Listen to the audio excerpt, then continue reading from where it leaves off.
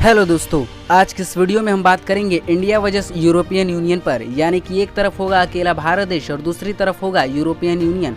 लेकिन इंटरेस्टिंग बात ये रहेगा कि इन दोनों का ही कंपैरिजन हम 2050 के आधार पर करेंगे।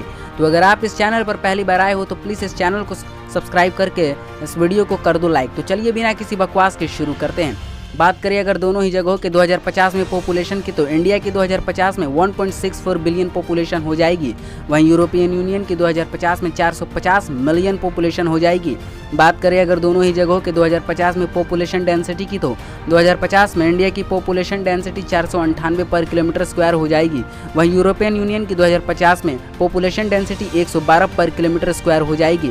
अगर दोनों ही जगहों के लैंड एरिया को देखें तो इंडिया की 2050 में लैंड एरिया 32,87,263 किलोमीटर स्क्वायर रहेगी, जिसमें उसके 28 स्टेट्स और 8 यूनियन टेरिटरी होंगे। और वहीं 2050 में यूरोपियन यूनियन की लैंड एरिया 39,99,623 किलोमीटर स्क्वायर होगी, जिसमें उसके 27 कंट्रीज आते हैं।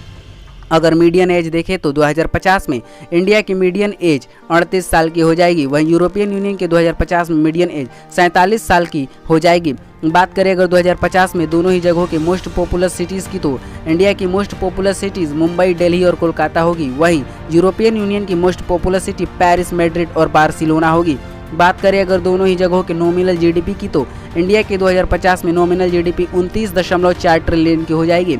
वहीं यूरोपियन यूनियन की 2050 में नॉमिनल जीडीपी 27.2 ट्रिलियन की हो जाएगी। बात करें अगर जीडीपी पर कैपिटा की, तो इंडिया की 2050 में $17,930 जीडीपी पर कैपिटा हो जाएगी। वहीं यूरोपियन यूनियन की 2050 में 60,445 जीडीपी पर कैपिटा हो जाएगी। बात करें अगर दोनों ही जगहों की लिटरेसी रेट की, तो इंडिया की 2050 में लिटरेसी रेट 94% हो जाएगी। वहीं यूरोपियन यूनियन की लिटरेसी रेट 2050 में 99.9% हो जाएगी।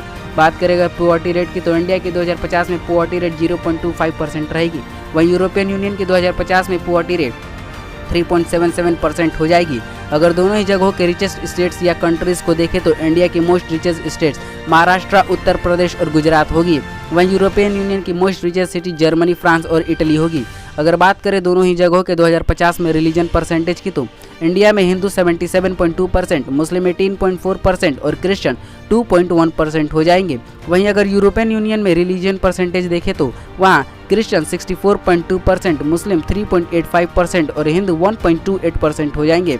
बात करें अगर बिलियनियर्स की, तो 2050 में इंडिया में 3,000 से भी ज़्यादा बिलियनियर्स हो जाएंगे। वहीं यूरोपियन यूनियन में 2,500 से भी ज़्यादा बिलियनियर्स हो जाएंगे।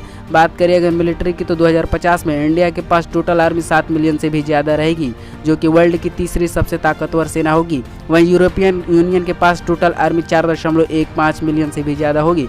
अगर बात करें दोनों ही जगहों के डिफेंस बजट की, तो इंडिया की 2050 में डिफेंस बजट 620 मिलियन से भी ज़्यादा होगी। और अगर यूरोपियन यूनियन की डिफेंस बजट को देखें तो 2050 में 420 मिलियन से भी ज़्यादा होगी।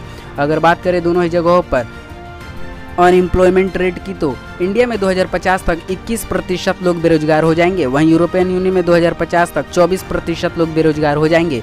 बात करें अगर दोनों ही जगहों पर HDI की, तो इंडिया में 2050 तक 0.835 HDI हो जाएगी। वहीं यूरोपियन यूनियन में 0.946 HDI हो जाएगी। अब अगर बात करें हम लाइफ एक्सपेक्टेंसी की, तो इंडिया की 2050 तक 78 साल की लाइफ एक्सपेक्टेंसी हो जाएगी। वहीं यूरोपियन यूनियन की 2050 तक 85.5 साल की लाइफ एक्सपेक्टेंसी हो जाएगी। Thanks to watching this video.